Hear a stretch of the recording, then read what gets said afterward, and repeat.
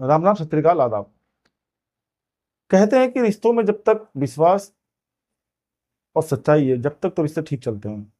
और जहां उसमें धोखा, फरेब, ये चीजें आ गई तो रिश्तों में खटास पड़ना तय है। और कभी कभी ये धोखा या विश्वास तोड़ना बहुत भारी पड़ जाता है और बहुत ज्यादा नुकसानदायक हो जाता है।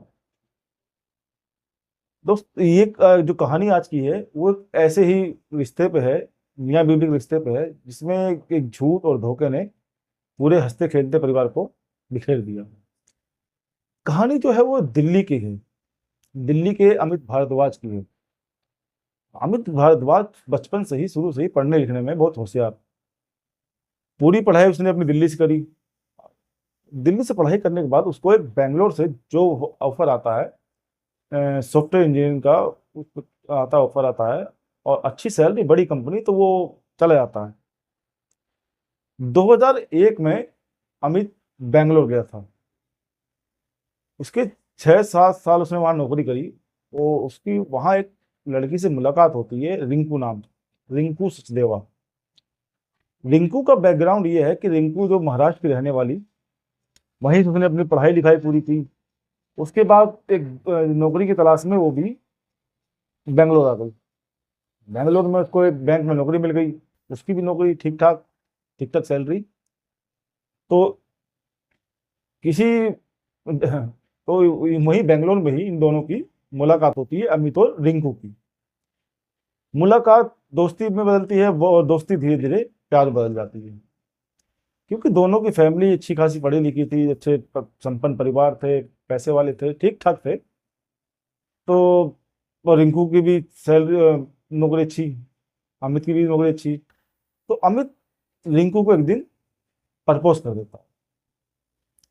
प्रपोज करने के बाद रिंकू शादी के लिए मना तो नहीं करती, पर एक अजीब व गरीब शर्त रख देती है।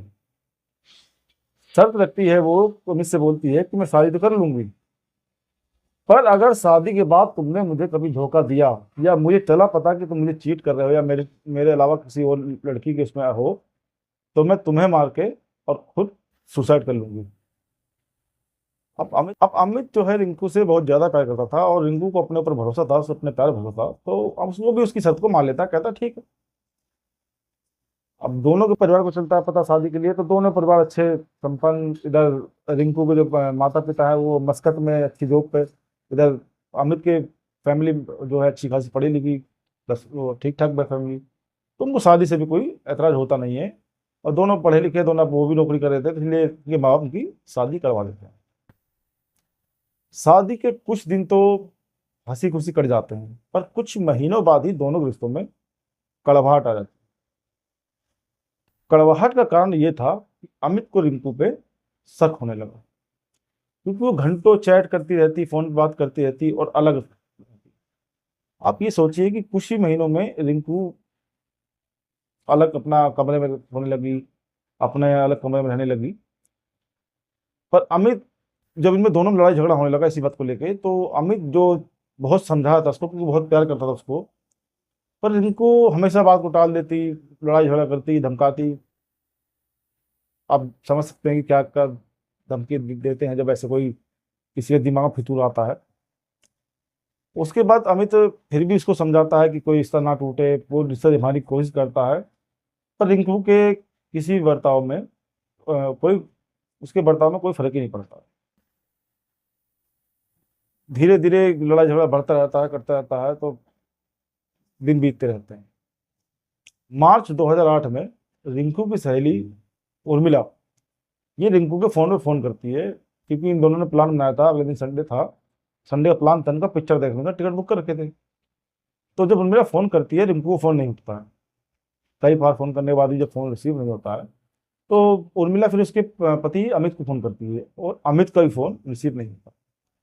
उर्मिला को कुछ शक होता है, गड़बड़ लगता है, तो वो अपने फ्रेंड के साथ रिंकू घर पहुंचती है। घर पहुंचने पे बेल बजाती है, गेट नहीं खुलता है। काफी देर तक दरवाजा पीटते हैं, नहीं खुलता है। खिड़की झांकने की कोशिश करते हैं, कोई नहीं दिखता। तो उर्मिला फिर तुरंत पुलिस को फोन करती है। पुलिस मौके पहुंचती है, वो भी गेट पीटती है, नहीं खुलता है। तो पुलिस फिर गेट तोड़ने का फैसला लेती है और गेट तोड़ के अंदर घुस जाती है। जब गेट तोड़ के बेडरूम में पुलिस जाती है तो जो आम लोग थे वहां उनकी चीख निकल जाती। बेड पे रिंकू की लाश पड़ी थी और अमित पंखे पे लटका हुआ मिला था। सबके देखने वालों को लगा कि शायद किसी दुश्मनी हो, किसी ने कमरे में मार दिया होगा, पर ये पुलिस खुद गेट तोड़ के घुसी थी और कोई फोर्सफुल एंट्री भी नहीं थी कि कोई कहीं गेट तोड़ने का या कोई खिड़की का कोई वो नहीं था। तो कुछ ही देर में पुलिस को वहां एक कमरे में ही सुसाइड नोट मिला। नोट पढ़ते ही पुलिस को कंफर्म हो गया कि ये मर्डर नहीं, सुसाइड है। अब मेन जो वहां सब थे या पुलिस थी जानना चाहती थी कि सुसाइड किया तो किया क्यों, तो दोनों को नौकरी अच्छी थी, परिवार अच्छे थे, और इतना कोई वो भी नहीं कि कोई कर्जे ले रखा हो, कोई दबाव में जी रहे हो। जब पुलिस सुसाइड नोट को पढ़ती है तो आधे बंदों की रूह कांप जाती है कि ऐसी कैसे हो सकता है। उस जो सुसाइड नोट में अमित ने लिखा था वो ये लिखा था कि मैंने रिंकू को बहुत समझाने की कोशिश करी, इसका किसी और से अफेयर था पर ये नहीं मानती थी, मुझे शक था, तो मैंने एक दिन इसके कमरे में ही एक लैपटॉप में रिकॉर्डिंग चालू करके छोड़ दिया। 2-3 घंटे बाद मैं कमरे में गया और रिंकू को किसी बहाने से कमरे से बाहर बेच के वो लैपटॉप उठा लाया। जब लैपटॉप की रिकॉर्डिंग सुनी तो मेरा शक जो था वो यकीन में बदल चुका था। मुझे बहुत गुस्सा आया, कुछ समझ नहीं आया क्या करूं क्या ना करूं, क्योंकि जिस हिसाब से रिकॉर्डिंग थी वो साफ साफ जाहिर था कि कोई नॉर्मल फ्रेंड से बात नहीं हो रही। इसके बाद फिर अमित रिंकू कमरे में जाता है और उससे कहता है कि क्या तुम्हें याद है जब मैंने शादी में प्रपोज किया था तो तुमने क्या शर्त रखी थी। तो रिंकू कहती है हाँ याद है, क्यों। तो कहता है कि आज उस शर्त को पूरा करने का टाइम आ गया है। रिंकू को कुछ समझ में नहीं आता है।